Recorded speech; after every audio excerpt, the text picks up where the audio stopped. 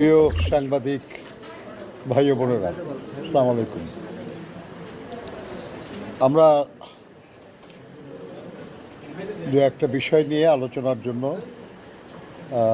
প্রধান নির্বাচন কমিশনার মহোদয় এবং তার সঙ্গে একজন নির্বাচন কমিশনার ছিলেন এবং কমিশনের সিনিয়র সচিব ছিলেন, তাদের সঙ্গে আলোচনা করেছি। আমার সঙ্গে আমাদের নির্বাচন পরিচালনা কমিটির প্রধান সমন্বয়ক এবং বিএনপির চেয়ারপারসনের উপদেষ্টা কাউন্সিলের সদস্য জনাব ইসমাইল জাবিলদার এবং নির্বাচন পরিচালনা কমিটির অন্যতম টিম লিডার ডক্টর জাকারিয়া উনি উপস্থিত ছিলেন। আমরা মূলত মাত্র একদিন পরেই জাতীয় নির্বাচন, বহু প্রতীক্ষিত জাতীয় নির্বাচন অনুষ্ঠিত যাচ্ছে। এই নির্বাচন যাতে অবাধ, সুষ্ঠু এবং নিরপেক্ষ হয়, শান্তিপূর্ণ হয়, এই বিষয়ে নির্বাচন কমিশন যেন তার আইনানুগ ভূমিকা কঠোরভাবে পালন করে সেই অনুরোধ জানাতে এসেছিলাম। এই আলোচনার মধ্যে আরও কিছু বিষয় এসছে, আমরা সেখানে কথা বলেছি। যেমন একটা বিষয় হলো যে আমরা কারো টকশোতে বক্তব্য শুনে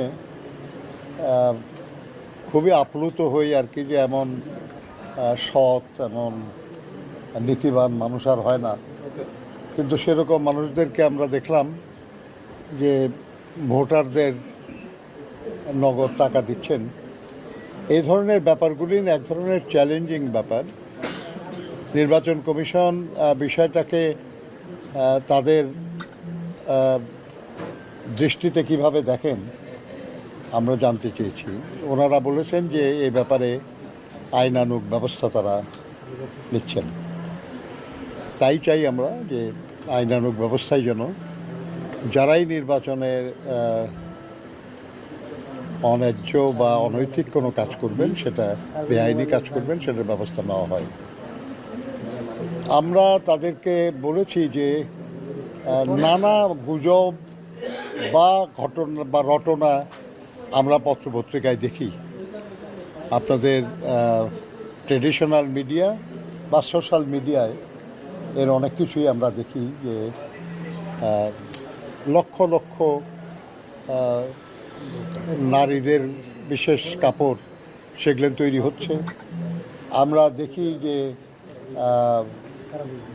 ভোটের মানে ব্যালট পেপার নাকি ছাপানো হবে।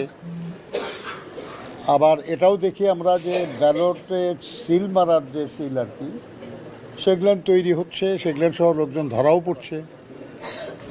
আমরা নির্বাচন কমিশনকে বলেছি যে এই সব বিষয়গুলি দেখার শুধু নির্বাচনের দিন বিষয় না, দেখার বিষয় না।